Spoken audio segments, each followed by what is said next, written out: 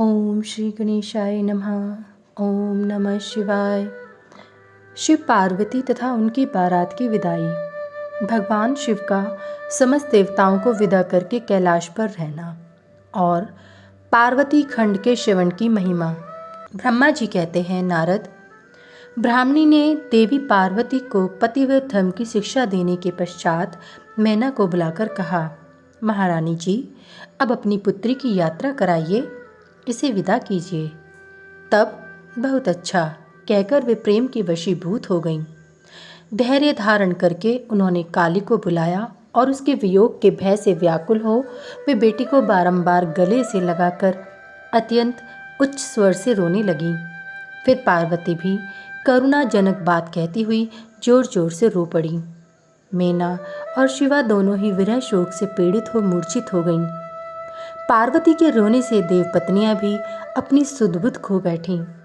सारी स्त्रियां वहां रोने लगीं। वे सब की सब अचेत सी हो गईं। उस यात्रा के समय परम प्रभु साक्षात योगीश्वर शिव भी रो पड़े। वे दूसरा कौन चुप रह सकता था। इसी समय अपने समस्त पुत्रों, मंत्रियों और उत्तम ब्राह्मणों के साथ हिमालय शीघ्र वहां आ पहुंचे और मोहवश अपनी बच्ची को हृदय से लगाकर रोने लगे। बेटी, तुम मुझे छोड़कर कहाँ चली जा रही हो? ऐसा कहकर सारे जगत को सूना मानते हुए वे बारंबार विलाप करने लगे।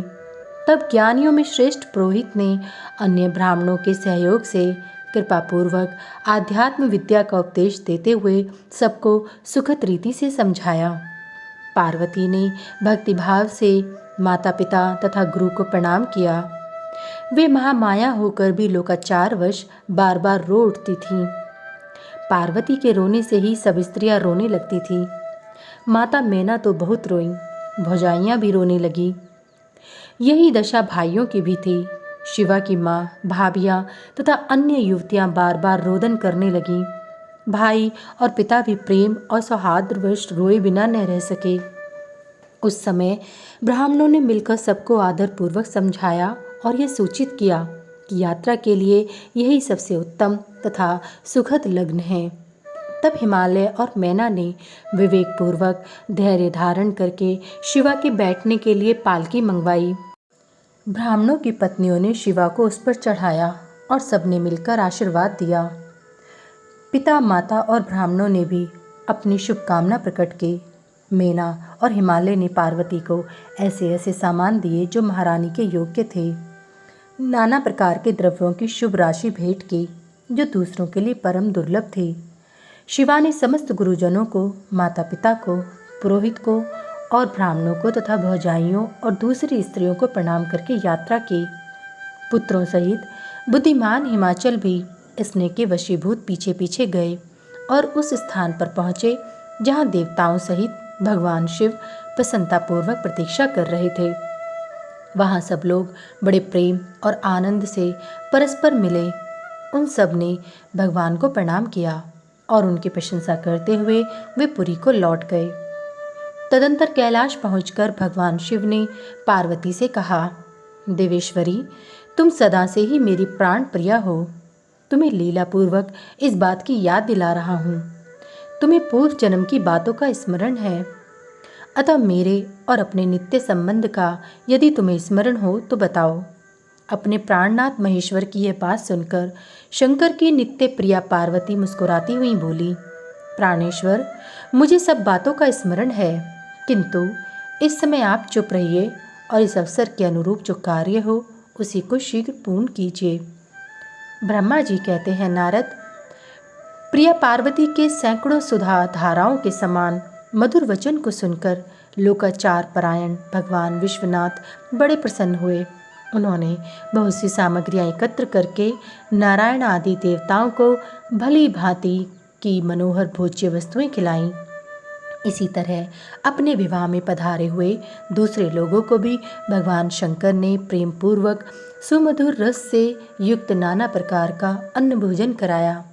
भोजन करने के पश्चात उन सब देवताओं ने नाना रत्नों से विभूषित हो अपनी स्त्रियों और सेवक गणों के साथ आकर प्रभु चंद्रशेखर को प्रणाम किया। वे प्रिय वचनों द्वारा प्रसन्नतापूर्वक उनकी स्तुति एवं परिक्रमा करके शिव विवाह की प्रशंसा करते हुए वे सब लोग अपने अपने धाम को चले गए। मुने, साक्षात भगवान शिव ने लोकाचारवश भगवान विष्णु को और मुझको भी प्रणाम किया। ठीक उसी तरह जैसे वामन रूपधारी श्री हरि ने महर्षि कश्यप को नमस्कार किया था, तब मैंने और श्री विष्णु ने शिव को हृदय से लगाकर उनको आशीर्वाद दिया।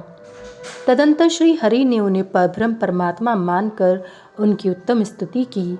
इसके बाद मेरे सहित भगवान विष्णु शिव से विदा ले शिवा और शिव को प्रसन्नतापूर्वक हाथ जोड़ उनके विवाह की प्रशंसा करते हुए अपने उत्तम धाम को गए। भगवान शिव भी पार्वती के साथ सानंद विहार करते हुए अपने निवास भूत कैलाश पर्वत पर रहने लगे। समस्त शिवगणों को इस विवाह से बड़ा सुख मिला। वे अत्यंत भक्तिपूर्वक शिवा और शिव की आराधना करने लगे। तात, इस प्रकार मैंने परम मंगल में शिव विवाह का वर्णन किया। यह शोकनाशक, आनंददायक तथा धन और आयु की वृद्धि करने वाला है। जो पुरुष भगवान शिव और शिवा में मन लगाकर पवित्र हो प्रतिदिन इस प्रसंग को सुनता अथवा नियम पूर्वक दूसरों को सुनाता है, वह शिवलोक प्राप्त कर लेता है। यह अद्भुत आख्यान कहा गया जो मंगल का आवास स्थान है। यह संपूर्ण विघ्नों को शांत करके समस्त रोगों का नाश करने वाला है। इसके द्वारा स्वर्ग, यश, आयु तथा पुत्र और पौत्रों की प्राप्ति होती है। यह संपूर्ण कामनाओं को पूर्ण करता है। इस लोक में भोग देता और परलोक में मोक्ष प्रदान करता है। इस शुभ प्रसंग को सुनने से अपमृत्यु का शमन होता है और परम शांति की प्राप्ति होती है। यह समस्त दुख स्वप्नों का नाशक तथा बुद्धि एवं विवेक आदि का साधक है। अपने शुभ की इच्छा रखने वाले लोगों को शिव संबंधी सभी उत्सवों में प्रसन्नता के साथ प्रयत्नपूर्वक इसका पाठ करना चाहिए। यह भगवान शिव को संतोष प्रदान करने वाला है। विशेषतः देवता आदि की प्रतिष्ठा के समय तथा शिव संबंधी सभी कार्यों के प्रसंग में प्रसन्नतापूर्वक इसका पाठ करना चाहिए, अथवा पवित्र हो शिव पार्वती के इस कल्याणकारी चरित्र का श्रवण करना चाहिए। ऐसा करने से समस्त कार्य सिद्ध होते हैं। यह सत्य है, इसमें संशय नहीं है। अध्याय 55 समाप्त। रुद्र संहिता का पार्वती खंड संपूर्ण।